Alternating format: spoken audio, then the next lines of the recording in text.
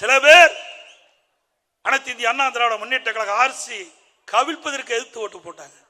மன்னிச்சு அவர்களை அரவணைத்து துணை முதலமைச்சர் கொடுத்தோம், உயர்ந்த பதவி கொடுத்தோம். மீண்டும் அவர்கள் திருந்த பாடில்லை.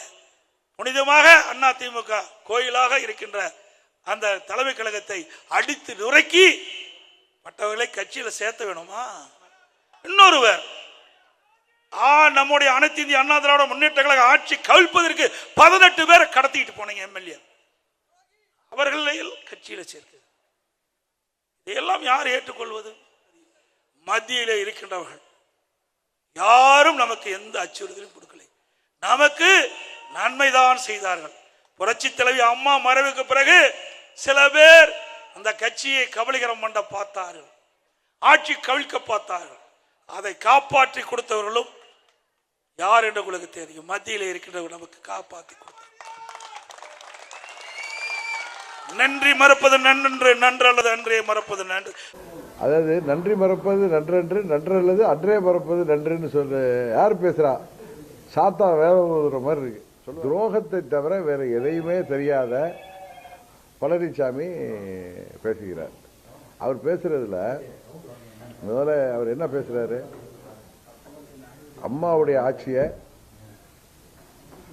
கலைக்க முற்பட்ட போது பாஜக வந்து காப்பாத்துன்னு சொல்றாரு. அதே தவறு.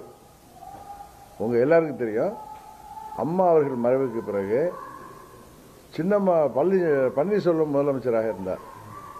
அவரை மாற்றிவிட்டு சின்னம்மா அவர்களை முதலமைச்சராக எல்லா சட்டமன்ற உறுப்பினரும் சேர்ந்து கவர்னர்கிட்ட போய் லெட்டர் கொடுத்தோம். அந்த நேரத்தில் தான் உங்களுக்கு 14ஆம் தேதி தள்ளி போட்டார் சுப்ரீம் கோர்ட் தீர்ப்பு வச்சு. அதுக்கு இடையில தான் அண்ணன் பன்னீர்செல்வம் தர்ம யுத்தம் தொடங்கி போனார். அப்பொழுது திமுக கொண்டு வந்த நம்பிக்கையில்லா தீர்மானத்தை இவரை காப்பாற்றினது பாஜக இல்லை, சட்டமன்ற உறுப்பினர்கள் 122 பேர். கரெக்டா? அப்ப பன்னீர்செல்வம் அவர்களுக்கு பின்னாடி யார் இருந்தாங்கன்னு உலகத்துக்கே தெரியும். அவர் தர்ம யுத்தத்துக்கு பின்னாடி யார் இருந்தாரு சில பேர் ஓப்பனாவே சொல்லியிருக்காங்க. நான் சொல்றது எவ்வளவு தவறா பேசுறாரு பாருங்க. அன்றைக்கு ஓட்டெடுப்புல இவரை காப்பாற்றிய 122 எம்எல்ஏக்கள், அவர்களில் 18 பேர் பிற்பாடு பழனிசாமியின் செயல்பாடு சரியில்லைன்னு முதலமைச்சர் பழனிசாமியை மாத்தணும் தான் அவங்க கவர்னர்கிட்ட போய் மனு கொடுத்தாங்க. அவங்க ஒன்றும் கவுக்கணும்னு போல. அண்ணன் பொய்மூட்ட பழனிசாமியுடைய தவறான ஆட்சி முறைக்கு அம்மா அவர்கள் ஆட்சி முறையிலிருந்து விலகி செல்வதால் தான், அம்மா அவர்கள் பாதியிலிருந்து விலகி சென்றதால் தான் அந்த 18 சட்டமன்ற உறுப்பினர்கள் கவர்னர்கிட்ட போய் மனு கொடுத்தாங்க.